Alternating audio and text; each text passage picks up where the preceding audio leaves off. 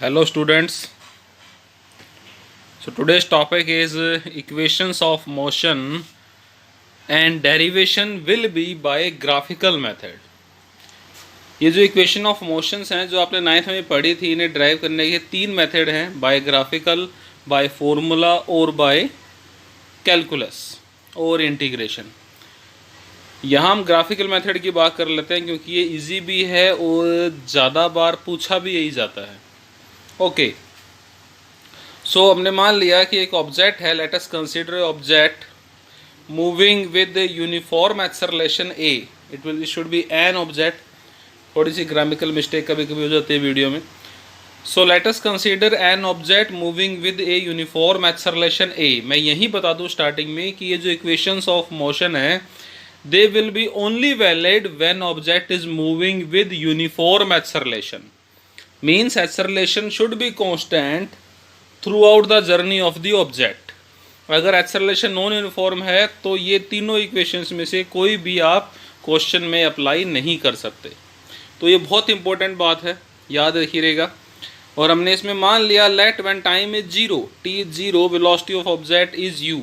तो this that means this is initial velocity when we start observation, when we start our clock of time for time measurement, then that time velocity is u and after a particular time at time t velocity is v। तो ये इसकी final velocity हो जाएगी। और object जो है ये हमने कंसीडर किया है that is moving in straight line and distance covered by object is s as shown in figure. जैसे कि हमने एक सिंपल सा फिगर बना लिया जिसमें हमने स्ट्रेट लाइन में ऑब्जेक्ट दिखा दिया। व्हेन टाइम जीरो था तो वेलोसिटी u है, जब टाइम t है तो वेलोसिटी v है, distance covered is s। Object कुछ भी हो सकता है, दिस कैन बी ए बस, train, car etcetera, doesn't matter. So first equation of motion. तो देखिए हमने ये पहले पढ़ा था इन प्रीवियस क्लासेस कि जब आपको किसी ग्राफ में स्लोप निकाला जाता है तो बेसिकली हम जो क्वांटिटीज एक्स और वाई एक्सिस पे ली हैं उनके रेशो की बात करते हैं। एक ग्राफ से हम दो चीज़ निकाल सकते हैं, one slope, second area.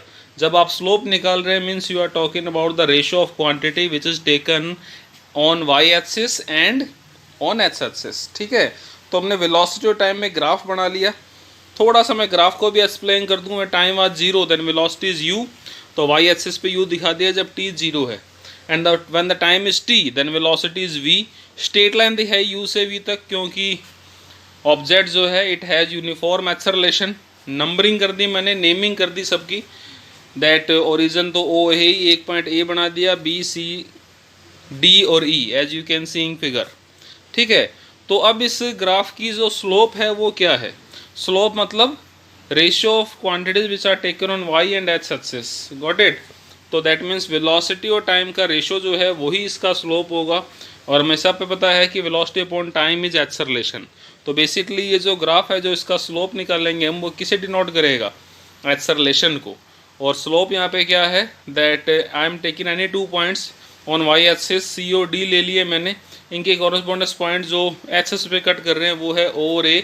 Then D C upon O A will be the slope of the curve and that is equal to acceleration. ठीक है, जो डी सी है वो बेसिकली डिफरेंस है ओ से डी और ओ से सी तक की लेंथ का। आप देख सकते हैं ग्राफ में D C is O D minus O C. Clear? अब मैं सबकी वैल्यू पुट कर रहा हूँ। ओ डी किसे रिप्रेजेंट कर रहा है? वी को। ओ सी किसे कर रहा है? यू को। और ओ ए किसे कर रहा है? टी को। देन ए क्या आ गया? V minus u by t. और ये डेफिनेशन भी दिखाता है एक्सेलरेशन की, लेकिन मैं यहाँ ग्राफ से शो कर रहा हूँ। सो दिस विल बी, जब इसे अरेंज करेंगे तो आपका ये हो जाएगा v is equal to u plus a t. तो ये आपकी फर्स्ट इक्वेशन ऑफ मोशन है जिसमें चार पैरामीटर में रिलेशन है, v में, u में, a में और t में। इसी क्वेश्चन में जब आप सॉल्व करेंगे ये इक्वेशन कहाँ अप्लाई करनी है? चाहे इन चार में से तीन वैल्यूज आपको दे रखी है, कोई भी चौथी आपको निकालनी है, इधर v और u और a और t, वहाँ ये इक्वेशन यूज हो जाएगी। So second equation of motion देखिए, फिर से इस ग्राफ को देखते हैं। जो हम एरिया निकाल रहे हैं, अगर हम इस ग्राफ में एरिया निकालें तो बेसिकली वो क्या होगा? Multiple of quantities which are taken on y and x axis, है ना? पढ़ा हुआ हमने पहले, ये भी अभी बताया मैंने थोड़ी देर पहले। तो अगर मैं इस ग्राफ का एरिया निकालूं, area covered by the graph and x axis will be showing the quantity which is calculated by multiply of velocity and time. Clear?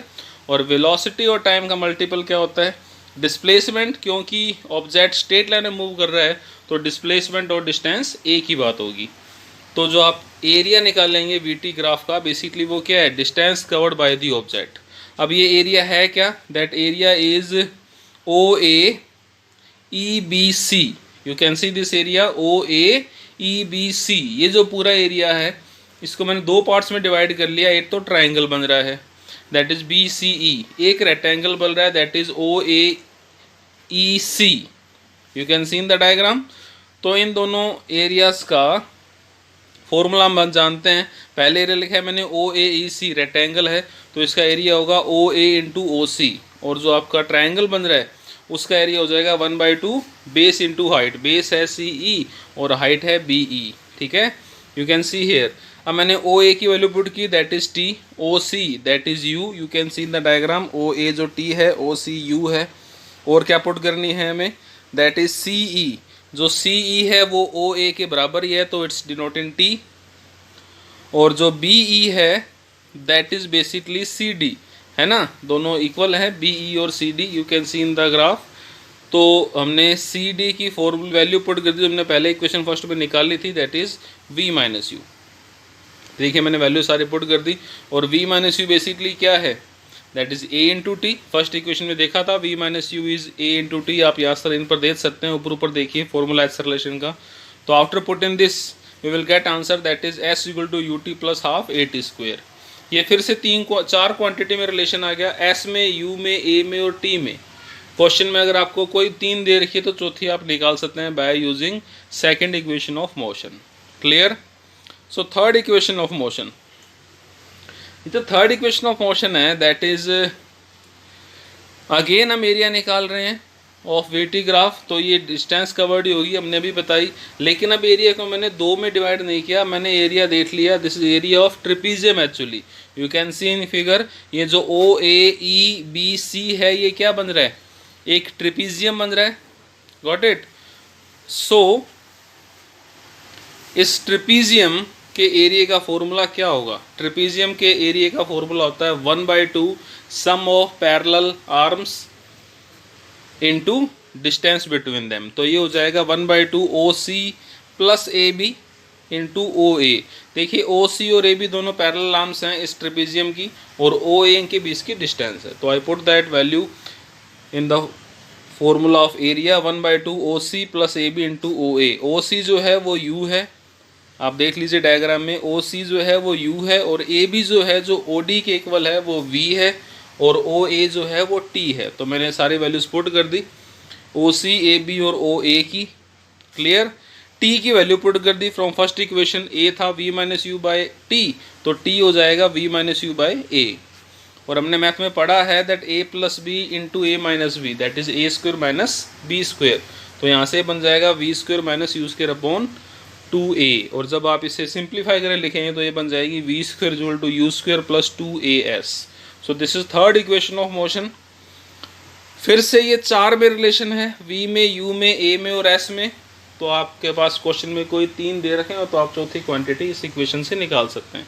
तो ये तीनों इक्वेशन है। All three equations are only valid when acceleration is uniform और constant.